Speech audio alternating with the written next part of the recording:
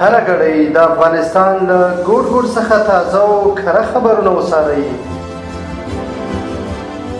له امنیتي او سیاسي بدلون نیولې تر ټولنیزو، کلتوري او اقتصادي مسایلو پورې موږ یې بې پرې او متوازن تر تاسو رسوو.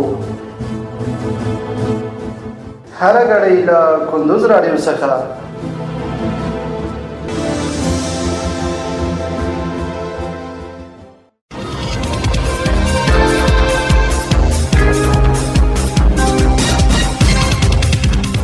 سلامونه او وخت مو په خیر. پام راړوم د کندوز راډیو د دې ساعت مهمو وروستۍ خبرونو ته. نن یکشنبه د وږي 14مه نیټه ده چې د 2025م کال د سپتمبر له 9مې نیټې سره سمون لري.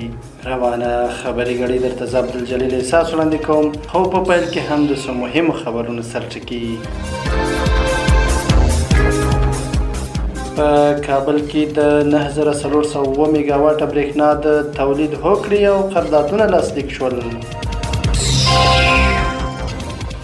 په هیواد کې د سون توکو بیې یو ځل بیا لوړې شوي. ترکیه له افغانستان سره د کرنې برخه کې همکاري کوي.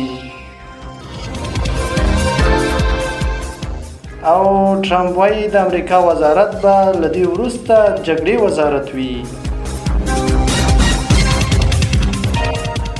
اوس هم بشپړ خبرونه. په کابل کې د 9400 میګاواټه برېښنا د تولید هوکړې او قراردادونه لاسلیک شول. په کابل کې د پانګونې جذب او د افغانستان د برېښنا سکتور ملاتړ کانفرنس کې د 9400 میګاواټه برېښنا د تولید هوکړې او قراردادونه لاسلیک شول.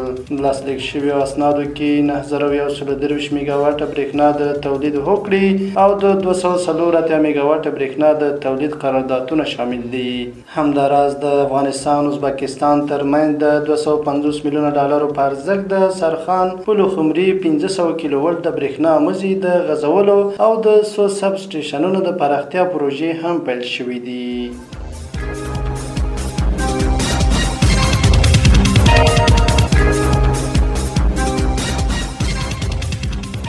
په افغانستان کې د سون توکو بیې یو ځل بیا لوړې شوي. په هیواد کې د سون توکو بیې یو ځل بیا لوړې شوي چې د موټر چلوونکو اندېښنې زیاتې کړي دي. د تیرو 4 اونیو په ترڅ کې د هر لیټر پټرولو بیه 4 افغانۍ، ډیزلو 6 افغانۍ او د هر کیلو بلند ګازو بیه 2 افغانۍ لوړې شوې ده. موټر چلوونکي وایي د حالت له جدي ستونزو سره مخ کړي دي. د سوداګرۍ او پانګونې خونې د معلوماتو له مخې د نړیوالو بازارونو کې د تیلو بیې لوړېدل، د ټیټ کیفیت تیلو پر وارداتو بندیز او د روسیې او قزاقستان په صادراتو کې ستونزې د بیو د زیاتوالي عمده لاملونه دي.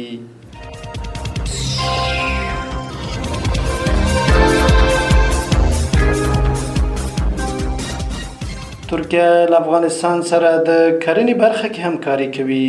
د کرنې اوبو لګولو مالدارۍ وزارت مرستیال صدر اعظم عثماني ترکیې ته د سفر پر مهال دغه هیواد د کرنې او ځنګلونو د څېړنو له عمومي رئیس سره لیدلي دي.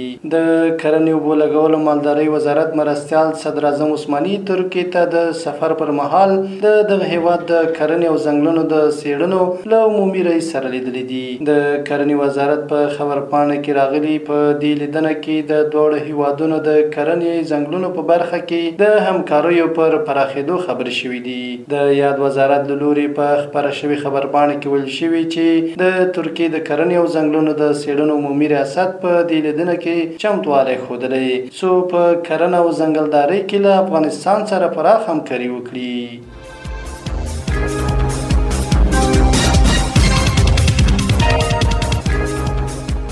او وروستی خبر دا چې ټرمپ وایي د امریکا دفاع وزارت به له دې وروسته جګړې وزارت وي. د امریکا ولسمشر ډونالډ ټرمپ په یو تازه اجرایوي فرمان کې د هیواد د دفاع وزارت نوم د جګړې وزارت ته د بدلولو اعلان کړی دی. ټرمپ ویلي د دې بدلون موخه د امریکا د پوځي ځواکونو اصلي ماموریت روښانه کول دي، ځکه د نوموړي په وینا دغه وزارت یوازې د دفاع لپاره نه بلکې د امریکا د ملي ګټو د خوندیتوب په خاطر فعاله جګړې د پرمخ دنده هم لري. دا د دې مهال مهم وروستي خبرونو تر بیا ښه وختونه لوی الله مل شه.